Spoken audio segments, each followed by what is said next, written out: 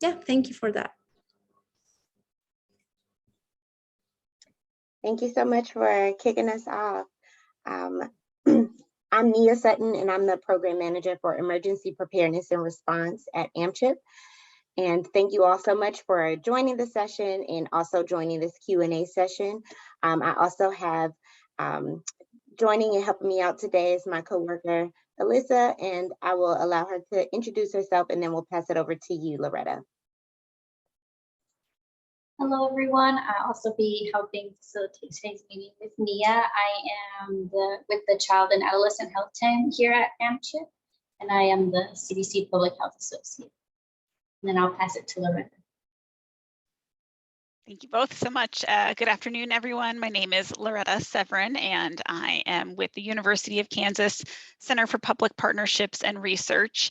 The University of Kansas is located in Lawrence, Kansas, but our staff just at this point in time happen to work all over the place. And I'm happy to be here today and visit with you a little bit more about today's session. Awesome. Thank you so much. So we would love to kick this off with you all sharing any reflections that you all have from the presentation as Saida, I hope I'm pronouncing that correctly, as Saida just did. So yes, any thoughts that you have, anything that's resonating with you, anything that you can really relate to, please feel free to share in the chat box, or you can come off of mute and share aloud.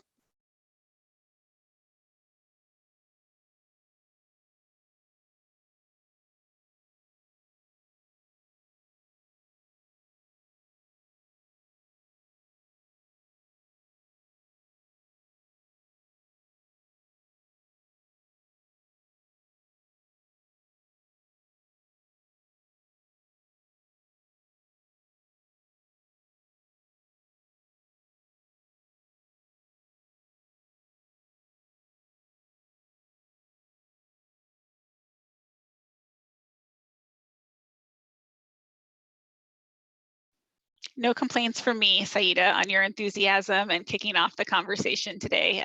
We'll certainly take that as an entry point to the conversation. And I just want to share that I'm glad to hear that the information was so timely for the work that you're leading in Pennsylvania. And just note that time and time again, our experience is that the concept of referrals can be the starting place, kind of the entry point to even more complex exploration of topics within a community or a system. And would love if you don't mind sharing a little bit about some of the reasons why streamlining and coordinating referrals has emerged as a key strategy for the public health work you're doing in Pennsylvania. Yeah, absolutely. So, I am my organization is Family Health Council of Central PA. And just like I mentioned, we have multiple programs, and we are moving towards a community health worker model. And for that, just like you mentioned in your presentation, you need to know the resources, state resources, county level resources, and then there's cross county, cross state. I mean, like, sometimes clients do come from other states. So it's been a learning experience, because if the community health worker or the client assistant, or they have like different names, they don't know where they should be reaching out to, it just kind of is a big barrier. So the model, basically, we got the community health worker training, and we have two programs. One is expert screening. So we see a lot of move towards screenings, but what makes an effective screening if there isn't much, how do you follow up once you make a referral? Because what I've noticed is that there's a lot of focus on having policies of referrals, but not much focus on how do you connect them, or do you even know they make it there? So we've been struggling. We've been struggling a little bit with that, because we also had the reproductive intention screening, which we use the one key question, or the one that, so what happens is they're asking the one key question, they're asking if they have reproductive health needs, but then we don't know if we give them, like, we tell them about a Title 10 clinic in the area, but we don't know if they ever go there, How do we, and these FQHCs and these clinics are already so burdened with, there's not enough staff, getting to get to know the technology that, I mean, like, we don't know if that referral really made a difference. So yeah. So yeah, we've had a lot of conversation around how to make it more effective. Well, I loved hearing more about your work. So many familiar themes that you just shared, and something that I would highlight. And first of all, community health workers are just one of our favorite one of our favorite kind of groups of users of IRIS. We've seen in networks that we support, community health workers really taking on a leadership role of being well equipped to lead a whole network of service programs and providers in streamlining how they coordinate around referrals. And if I have a second here, I'll connect you to a resource in the chat that talks a little bit more about community health workers specific to our work.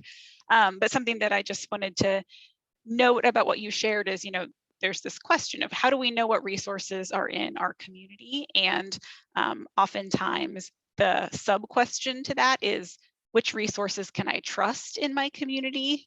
Which resources are providing the services that I believe they're providing? Which resources are being very efficient in terms of making connections with folks or families that I refer to them? And that ties in so closely with relationships and partnerships. And then there's a foundational piece of that is accountability. And so one of the pieces that I heard you mention as well is, we know our service providers, we know our programs are tapped. We're not certain that when we make a referral in those directions that needs are being met, and having referral outcome data, knowing what the outcome was of a referral, is both, of course, impactful for understanding the service landscape in your community and hopefully being able to advocate for shifts in funding or the creation of of additional programs, but also in finding that accountability. And so when I make a referral for a family to our Title X program, they let me know within 24 hours whether or not they're going to be able to serve that family. And they let me know in a couple of weeks whether or not the services they provided met the need for the individual. That builds a relationship and opens up a pathway to additional services for a family. Yes, thank you. And I think it's I think if they're subcontracted with you, or if there's like a letter of agreement, and if there's like a funding that you set aside for that specific organization, they are more responsive. Like there's that a little bit more of a relationship than just like, I think they pay more attention to your program, is something we've learned.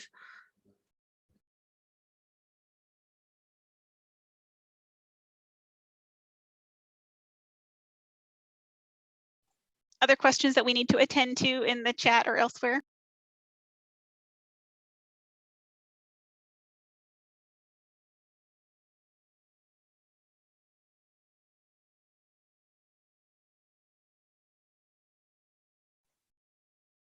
We don't have any questions on the platform or in the chat box yet, but I will continue to encourage you all to come off of mute and share your reflections from the recorded presentation, or any questions that you may have for our presenter, or maybe for one another. You can share those now.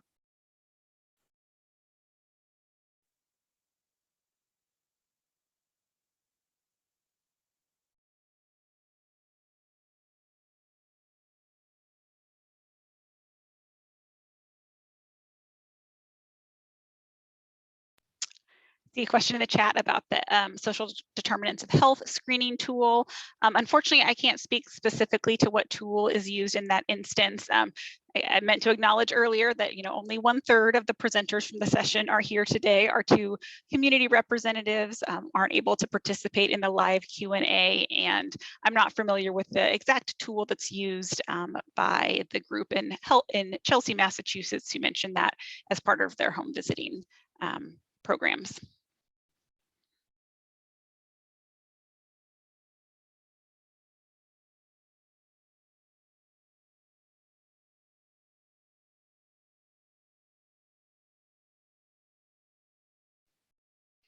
I'd be happy to kind of ask a question of the group. You know, to date, so far our conversation has really focused on kind of the role of the referral in helping families navigate systems. I'd be interested to hear from this group what other elements you think are essential beyond just that referral piece to enabling families to receive the services they need in their community.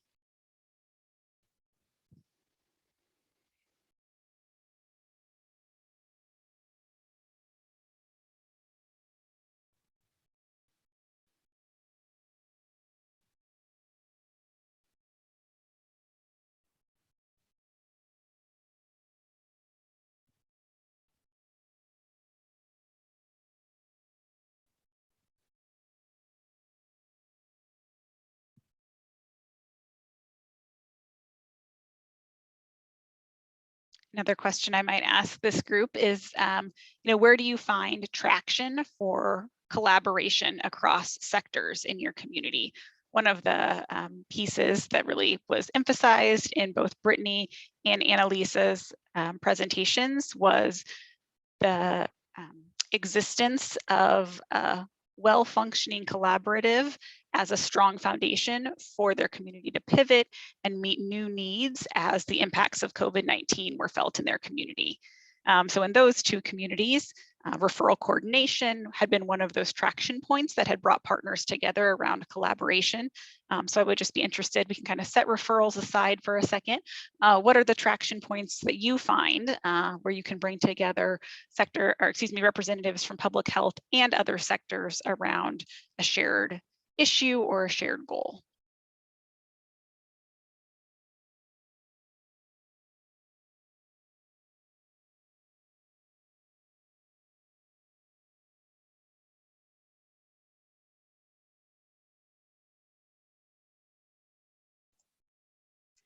Loretta, I love that question because a lot of what I do at AMCHP as the program manager for emergency preparedness and response is to work with public health agencies and specifically Title V and MCH to integrate public health emergency considerations into their work.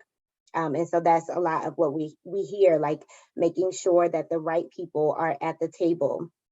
And so we've had some partners to like set goals, like, you know, their goal was just to get their FEP director and their MCH director at the same table because those meetings, you know, have never happened in their communities.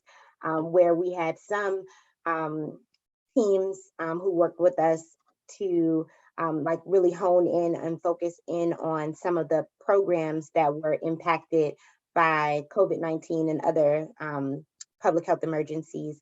So like some people focusing in on newborn screening and some people focusing in on WIC services and things like that. So really great point there.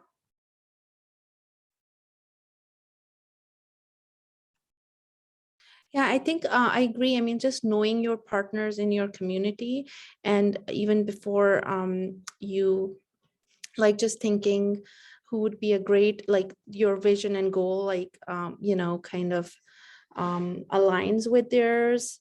And yeah, I think, you know, just identifying, like for one of our projects, we have community action agencies like that help with housing, transportation, and just making sure that they're on board even before we start planning for a project. So I think, yeah, that's just knowing your partners. I think that would be the best approach.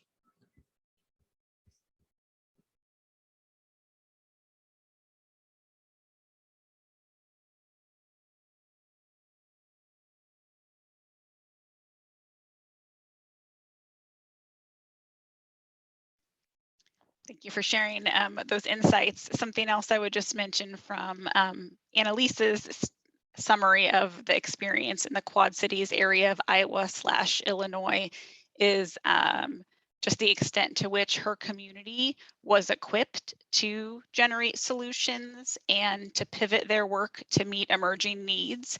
And as you saw from some of the presentation, the work that our team does, yes, we have a technology that can support referral coordination, but really where we spend our time is in building capacity of local leaders to identify needs and build collaborative relationships with their partners to address those. And then we feel like, you know, the tool can be Iris, or really it could be any number of other tools or spreadsheets or Google Docs that allow partners to collaborate with one another. And so in Elisa's story, you just really hear just the agency and the self-assuredness that her group had of, we work together, we know what to expect from one another, we've built those relationships and have protocols in place.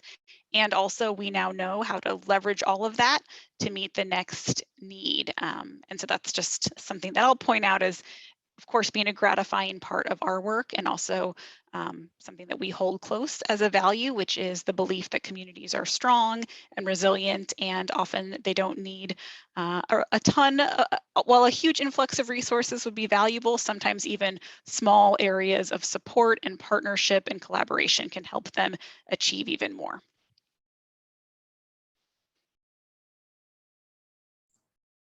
Thank you for sharing this presentation and your approach. Over in Hawaii, we also have this shared need, and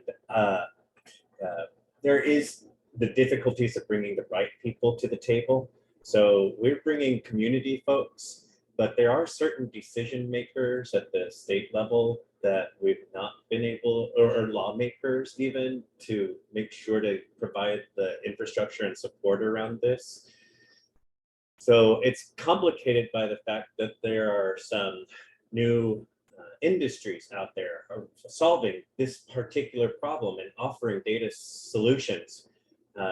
But at the state level, we're a little concerned about some of the offers. Sometimes they offer it free for our community partners, but they only allow so many licenses for the state departments, free for the first 2, but after that you're on your own. So it kind of feels like we get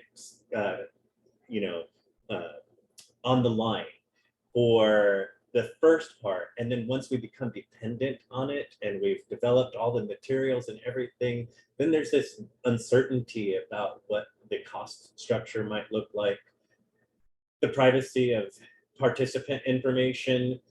And so while there's a lot for us to consider, and we're using our ECCS grant to bring some people to the table, think about what we'd like to see. And so that's a good start for us.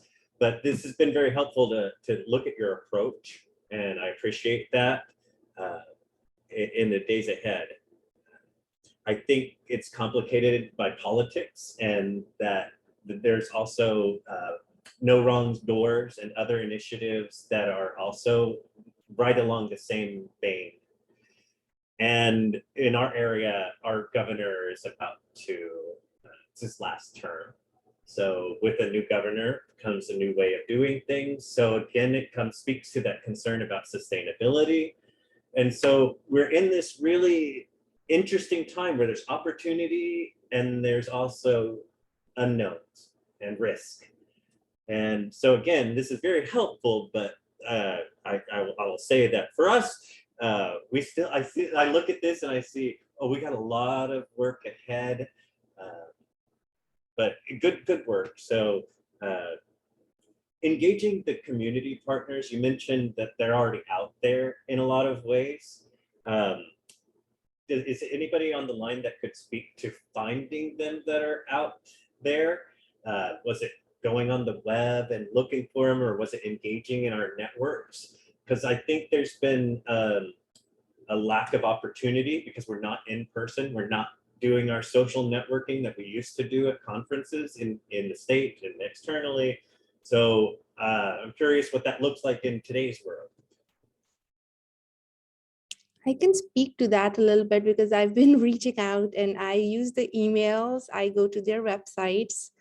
In Pennsylvania, we have it's called 121, PA 121.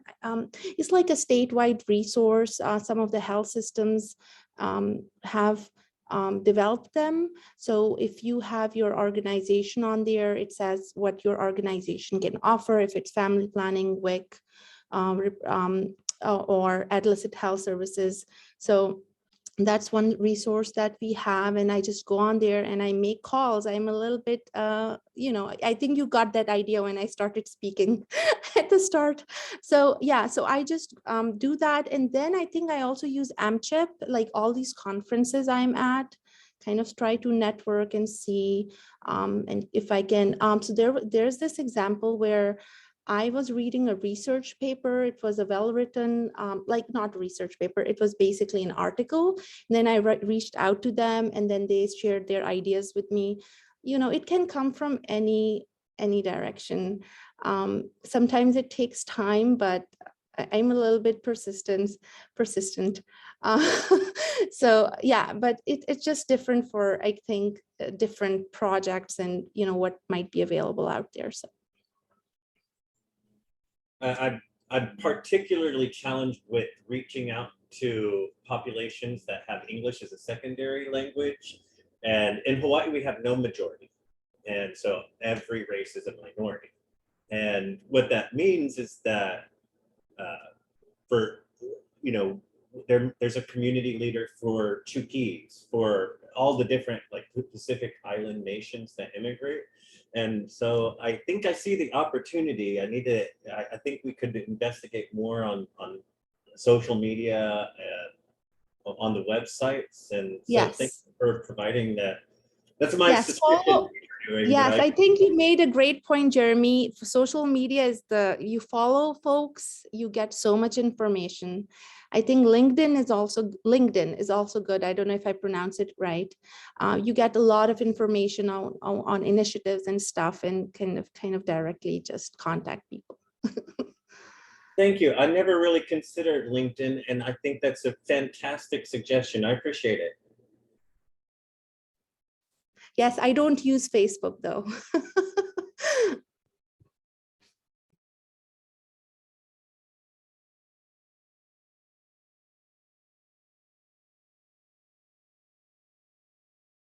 Jeremy, I'll just share that I really appreciated hearing about your experience in Hawaii and some of what you're navigating, and also just want to acknowledge that one of my colleagues here at CPPR just submitted her ECCS final grant recently. So she's probably someone who you may have interfaced with in your role previously. But the questions you're asking about things like data privacy and sustainability and ongoing access to the tool feel right in line with the questions that you should be asking. And again, as you start to find your partners in this work and looking at both, I would say, formal and informal entry points for families, who do families talk to when they have a question? Who do they call first? And perhaps it's not a provider, perhaps it's someone within their neighborhood or their community.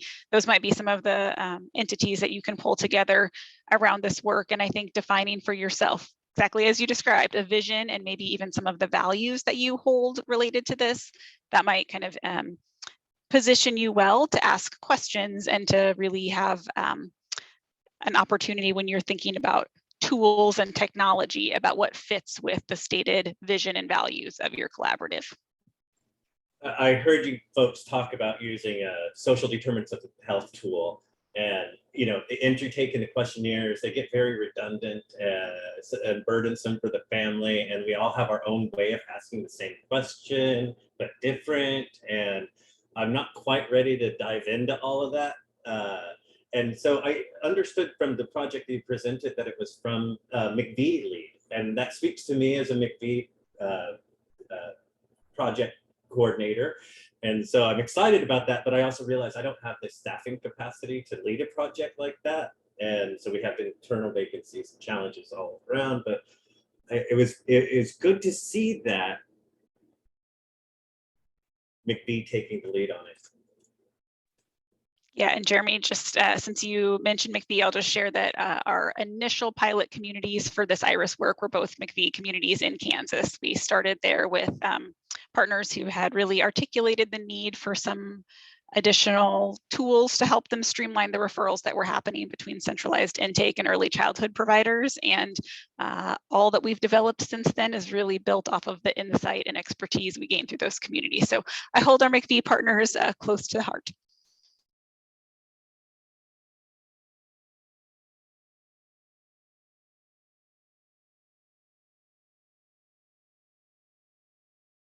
Nia, am I stepping on your facilitation? I apologize if that's the case. Absolutely not. Thank you so much. And we welcome any other questions, comments, thoughts, or reflections at this time.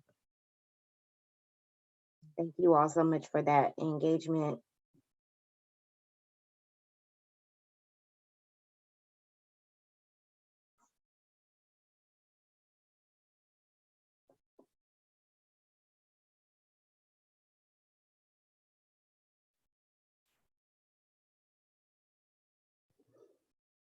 Loretta, I have a question for you, and then also maybe for the group as well. In your presentation, you talked about like trusted resources and trusted collaborators. And I know that when we are talking about like health equity and inclusivity, that trust can mean and look differently for everybody.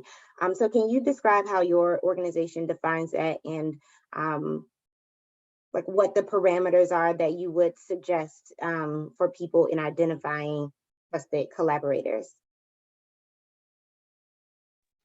That is a beautifully asked question, Nia, and not one that I've thought of in those exact words before. And I think this is another one of those times when I'll really kind of reposition our approach and our team behind communities and speak to our strong sense that communities are experts in themselves, and that the question of what trust looks like and how that trust is defined can and should differ based off of community partners and the needs and resources and experiences that have existed in those communities before. And that's part of the reason why this concept of kind of developing the capacity of leadership within the community to guide the work is so meaningful to us, because we understand that there will, absent those like with the lived experience who have been in the community, no external partner or stakeholder can ever have the same understanding of what the needs and the trust are. And I think that question, I might borrow it moving forward, might be a question for communities about how do they define trust? What does trust look like for them? And how do they define it in ways that are inclusive both of the provider's experience, but even, of course, those with lived experience. And yeah, I would love to hear how others on the call would respond to that question.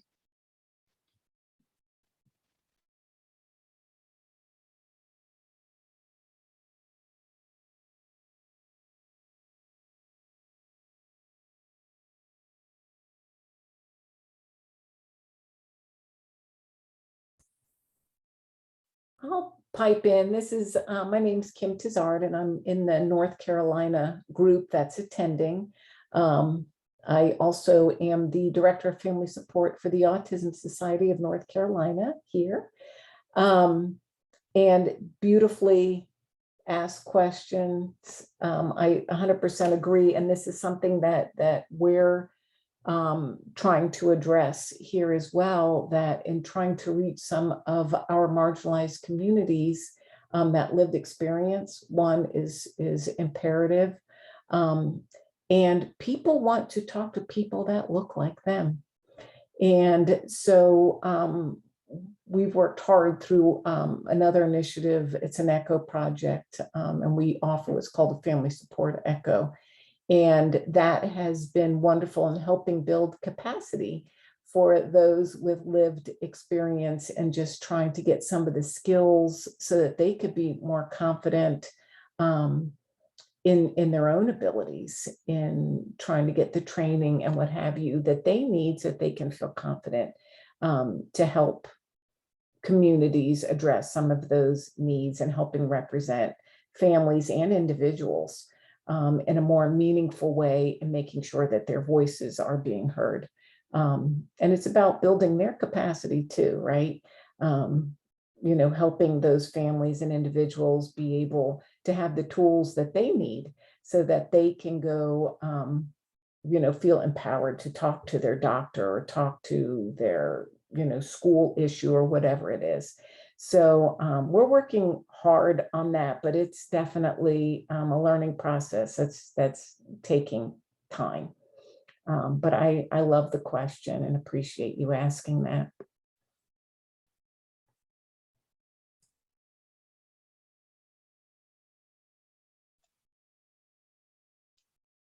so much, Kim.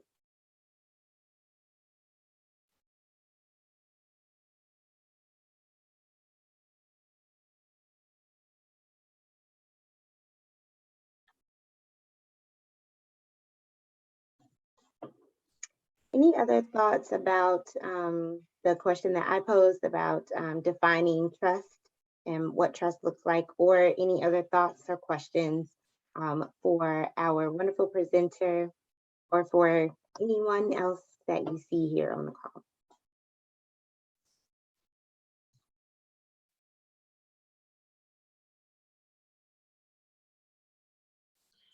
I'll just share that in one of the projects, which is connecting WIC mothers and children to oral health services. And it's a 4-year project that we recently started with HRSA.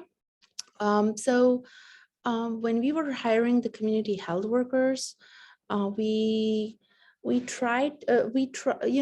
is a very complex process. There aren't many people applying to jobs anymore the way it used to be. So our pool was very limited, but we did, we encouraged the WIC staff to apply because they've been working in the WIC offices for such a long time.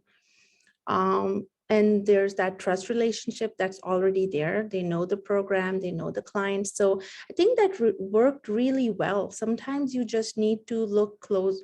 They might be closer than you think. So we hired her. She was a client assistant, but then she got the training. She's amazing. She's Hispanic, and she has lived experiences, and she's amazing with the clients. And so far, the other community health worker we hired was also from community. She was a dental assistant. So it kind of sometimes, just making sure they are from the community. And I know it's remote, but for some positions, you want them to be where the clients that they will be serving live. For certain positions. So I think that worked for us, and it was easier to start the program more successfully. Yeah, so.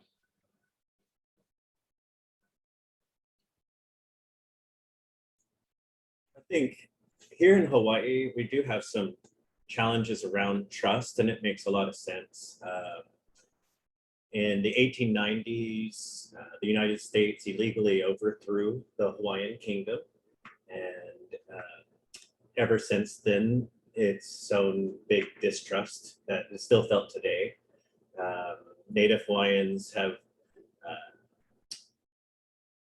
in the education system, they've been, received beatings for using their native language and not speaking English. And even today, that's still something that we talk about in Ledge. So and then along with the immigrant population, there's this concern about putting information about themselves in a database, which could be used by an enforcement agency to hunt them down and do something bad. And I don't think McVie program isn't going to be able to shape that mistrust all in one day, but I think we can earn that trust over time. But it's definitely something we've got to be aware of at all steps along the way, and recognize and identify these concerns right at the very beginning and be upfront about it has been helpful for us as we strike relationships with community leaders. But this does come up frequently for us, and it makes sense why. I don't have the answer what to do about it, but what I do recognize is that this represents a disparity where folks that are affluent and that are naturalized or citizenship, they have additional opportunity that are not available at the same level and guarantee of safety for others. And so when we talk about health equity, I think these are contributory factors.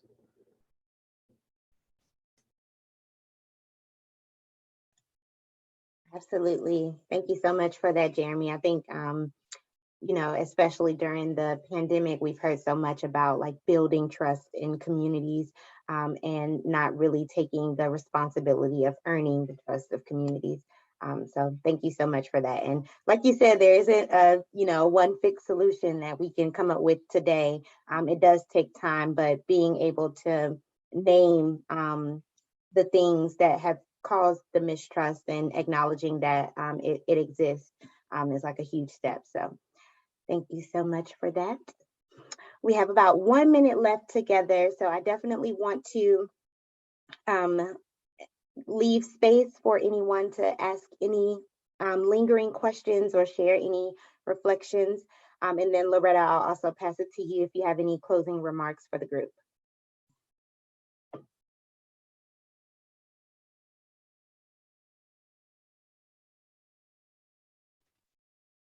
I don't have any prepared closing remarks. I'll just share how much I appreciate the exchange of ideas and discussion during this time.